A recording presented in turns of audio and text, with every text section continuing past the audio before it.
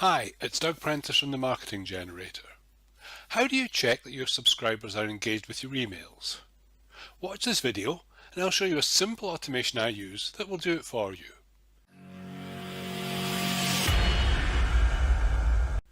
It's often been said that the money's in the list. I disagree with that. The money is actually in the engagement with the list. What's the point of having a 10,000 strong list if no one opens or responds to your emails? It can be argued you'd be better off with a much smaller, responsive list. So it's not all about size either. One of the main criteria when you gain a new subscriber is, are they engaged? What you don't want is a list full of subscribers who have no real interest in your products or services. So how do you engage your subscribers? The easiest way to test this is to email them to a link to the lead magnet you probably used to get them to sign up in the first place. If they open the email and/or download the freebie, then they are engaged. So how do you check which are engaged and which are not? To do this, I use an engagement automation in my autoresponder. First, it checks if the email has been opened and/or the download link clicked. Usually, I allow 1 day for this to happen. If after a day nothing has happened, it's pretty unlikely that anything will happen. People are busy. They may miss your email or just not have time to deal with it the day you send it. If the condition of email open, link click is met, the subscriber moves on to the appropriate autoresponder email sequence. If the condition is not met, then the email is resent. At this stage, two things can happen. The email can be opened or ignored. If the email remains unopened, that subscriber can be added to the non-engaged list. If the condition is met, then the subscriber moves on to the correct autoresponder sequence. The end result of this is that the only subscribers entering the autoresponder sequence are those who are genuinely interested. If your list is not segmented for engagement, your open rates etc. will be skewed, as there will be many on your list who are unlikely to ever open one of your emails. The video below shows you step by step of how I set up this automation in ActiveCampaign. I've tried a few autoresponder providers, but I find that for me, ActiveCampaign offers the best mix of price and function. Okay, so we've opened a new automation. The first thing we're going to do to that is we're going to send an email. Somebody comes into the list and the first email we're going to send them is the cheat sheet one. Then we're going to send that off. We'll add a wait at this stage. Let's set a wait for 1 day, for example.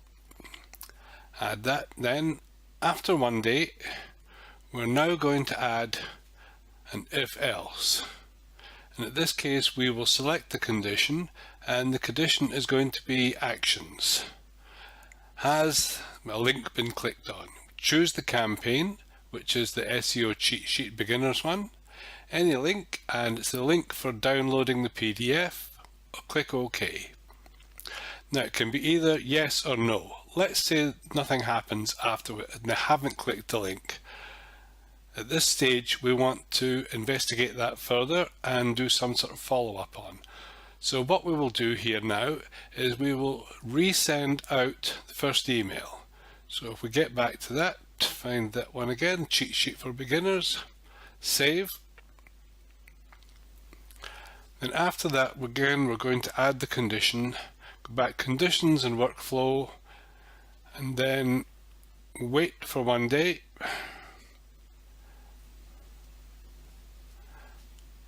And now we're going to check whether after 1 day anything has happened. So click on the plus button and we'll go to if else. And again, we will select actions. Has the link been clicked on? Choose your campaign. Then any link, yes, the particular link for the download. Click OK. Now, so if after 1 day that can be only yes or no. If the answer is no after 1 day, they're not going to do it, so you might as well end the automation. If, on the other hand, the answer is yes, at this stage we will add another wait of 1 day. Let's click on there, add 1 day. And at this stage, we're then going to want to send them into another automation from there. So we'll say start automation. Now, you've got to find the automation you want them to send. It could be any. Generally, it will be the automation that starts them off on an autoresponder sequence of emails that will promote the product, give them some information, introduce yourself to them, so to generally start to build a relationship with your customer. So choose that and click Save. Okay, now we come back to the people who have answered yes, who opened and downloaded on the very first occasion.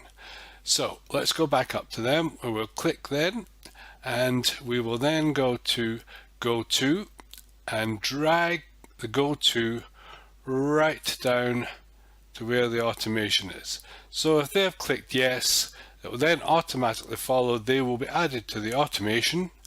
You'll then start to send them out emails, as we said before, explaining it. Now, it's a fairly straightforward way of checking people coming into your system. Have they opened your email? Have they downloaded the lead magnet that you offered them? You can sort out the ones that have and the ones that haven't and progress on with the rest. Next, you should combine this engagement automation with another automation. This one segments your subscribers by skill levels or interests. You can then deliver highly targeted content with the resulting increase in engagement. Let's say your site is about dogs. What interests a Chihuahua owner might not interest a German Shepherd owner. But if you send relevant breed-specific information to your subscribers, imagine what that will do for your business.